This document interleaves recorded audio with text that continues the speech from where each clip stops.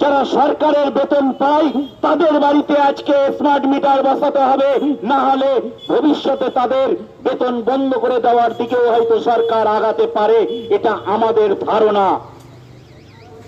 আজকে ভাবুন তো, যে আজকে স্মার্ট মিটার বসালে আপনি সেই স্মার্ট মিটারে কোন রকম বিল কতখানি আপনার পড়ছে, ইলেকট্রিসিটি কতখানি আপনার ইলেকট্রিকের বিল উঠছে, সেটা আপনার দেখার মতন কোনো সুবিধা থাকবে না। হয়তো আপনি ঘুমিয়ে আছেন, রাত্রেবেলা হঠাৎ আপনার স্মার্ট মিটারের যে ব্যালেন্স, সেই ব্যালেন্স শেষ হয়ে গেল, তখন আপনি কি করবেন? আজকে আমরা প্রতিবাদ জানাচ্ছি যে সেই সময় আপনি যে কথা বলেছেন আমাদের পশ্চিমবঙ্গের মানুষকে, আজকে আপনার সেই বক্তব্য, আজকে সেই কথা আপনি রাখেননি। আজকে আমাদের পশ্চিমবঙ্গের মানুষের সাথে, আমাদের বাংলার মানুষের সাথে আপনি গাদ্দারি করেছেন। আজকে প্রশ্ন করবেন না পশ্চিমবঙ্গের মানুষ যে আপনি যখন বিরোধী নেতা ছিলেন তখন আপনি এই কথা বলেছিলেন? আজকে কেন এসে আপনার মুখে এই কথা আসছে? আপনি কেন আজকে সরকারের হয়ে স্মার্ট মিটার বসাতে চাচ্ছেন? আমরা দেখেছি, আমরা এই সরকারকেও দেখেছি, আমরা আগের সরকারকেও দেখেছি।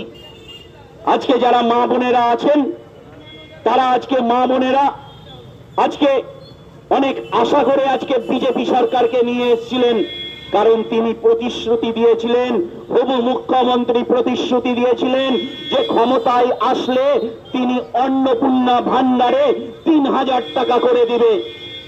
তাই জন্য এই ৩,০০০ টাকা নেওয়ার জন্য বিভিন্ন বাড়ির মহিলারা, মা বোনেরা আজকে তাদের ফর্ম ফিল আপ করলেন।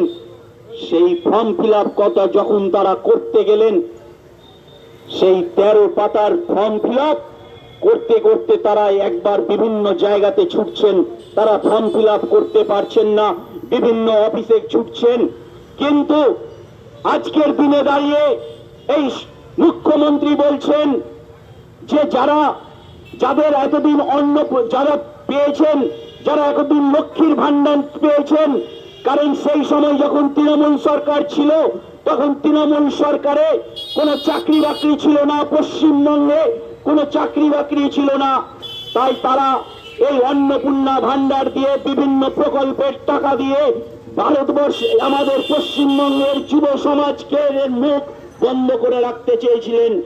আর আজকের দিনে দাঁড়িয়ে আজকে এই বিজেপি সরকারের মুখ্যমন্ত্রী, নব মুখ্যমন্ত্রী, তিনি বলছেন যারা সামান্যটুকু পরিষেবা রাজ্য সরকারের কাছে পান, কিংবা যাদের ফ্যামিলিতে যারা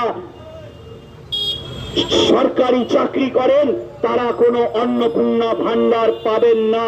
তাই আজকে যাদের অ্যাকাউন্টে, বিশেষ করে যারা আইসিডিএস এর কর্মী, যারা ওয়ার্কার, যারা হেল্পার আছেন, যারা সিভিক ভলেন্টিয়ার্স এর সাথে যুক্ত আছেন, তাদের যারা অন্নপূর্ণা ভান্ডার প্রথম লটে ঢুকে গেছে, আজকে সেই অন্নপূর্ণা ভান্ডার তাদের অ্যাকাউন্ট থেকে আবার ব্যাক করানো হচ্ছে। আমরা ধিক্কার জানাচ্ছি, তার সাথে আমাদের ভারী মা বোনেরাও আপনারা এই বিজেপি সরকারকে ধিক্কার জানাবেন। আমরা প্রথমেই বলেছিলাম, যখন এই তৃণমূল সরকার ক্ষমতায় ছিলেন তখনই আমরা বলেছিলাম, তখনই আমাদের ছাত্র যুবরা বলতো যে যাহাই নবান্ন তাহাই 56। আজকে এই নবান্নতে আজকে 56 ইঞ্চির সরকার গঠন হয়েছে, কিন্তু আমাদের হবু মুখ্যমন্ত্রী সেই সময় যে কথা বলেছিলেন এবং ক্ষমতায় আসীন হয়েছেন, আজকে পুরোটাই আজকে দেখা যাচ্ছে ভাউতাবাজির সরকার।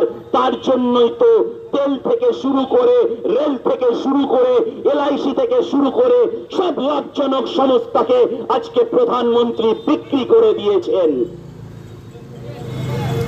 আজকে আমাদের ডেপুটেশন এই স্মার্ট মিটারের বিরুদ্ধে দাঁড়িয়ে ডেপুটেশন। আজকে প্রশ্ন করবেন না, আজকে প্রশ্ন করবেন না যে আজকে যে ঘটনা যে হয়ে গেল দুদিন আগে, আজকে রাতের অন্ধকারে যাকে বলা হলো মূল অভিযুক্ত, তাকে আজকে রাতের অন্ধকারে গুলি করে মেরে ফেলে দেওয়া হলো। আজকে আপনি বলছেন আইনের শাসন প্রতিষ্ঠা হয়েছে, আর রাতের অন্ধকারে গিয়ে আপনার এই পুলিশ প্রশাসন আজকে পালিয়ে যাওয়ার নাম করে আসামিকে পিঠে গুলি করে মেরে ফেলে দিচ্ছেন। আমরা জানি যারা আমরা আইনের নিয়ে একটু নাড়াঘাটা করি যে প্রথমে কাউকে গুলি চালাতে গেলে তার প্রথমে পায়ে লক্ষ্য করে গুলি চালাতে হয়। আমরা বারবার প্রশ্ন করছি, এই যে যাকে মেরে ফেলা হলো এমন কি তিনি জেনে নিয়েছিলেন? বড় বড় নাম যাকে দিয়ে বেরিয়ে আসতো, আজকে সেই জায়গাটা ধামাচাপা দেওয়ার জন্য আজকে তাকে মেরে ফেলে দেওয়া হলো। রাতের অন্ধকারে যে তিনি পালিয়ে যাচ্ছিলেন তাই জন্য তাকে মেরে ফেলে দেওয়া হলো। আজকে আমরা এই যিনি এসছেন আজকে বিজেপি সরকার, আমরা দাবি রাখব যে আপনি যেগুলো বলেছিলেন ভোটে আসার আগে, আপনারা সেই আপনাদের প্রতিশ্রুতি আমরা যেখানেই দেখব যে আপনি প্রতিশ্রুতি পশ্চিমবঙ্গের মানুষের সাথে ভঙ্গ করেছেন, আমরা বারবার করে এই রাস্তায় নামবো। এবং আমরা বামপন্থী দল, আপনি বারবার করে বলেছিলেন, আপনি বিজেপি সরকারে আসার আগে বারবার করে বলেছিলেন সবকা সাথ সবকা বিকাশ। আমরা বলছি না, এই বিজেপি সরকার হচ্ছে সবকা সাথ আপনা বিকাশ। আজকে যার জন্য এই হকার ভাইদেরকে আজকে রাস্তা থেকে উচ্ছেদ করে দেওয়া হয়েছে, আজকে হকার ভাইরা দুমুঠো রোজগারের জন্য হন্য ভাবে খুঁজে বেড়াচ্ছে। আজকে তাদের পেটের রুজি রোজগার কিভাবে চলবে আজকে তাদের নিশ্চয়তা নেই। আজকে তাদের ছোট ছোট বাচ্চা ছেলে মেয়েরা আজকে পড়াশোনা করে, তাদের টিউশনি ফি, তাদের স্কুল ফি তারা কিভাবে চালাবে তার কোনো নিশ্চয়তা নেই।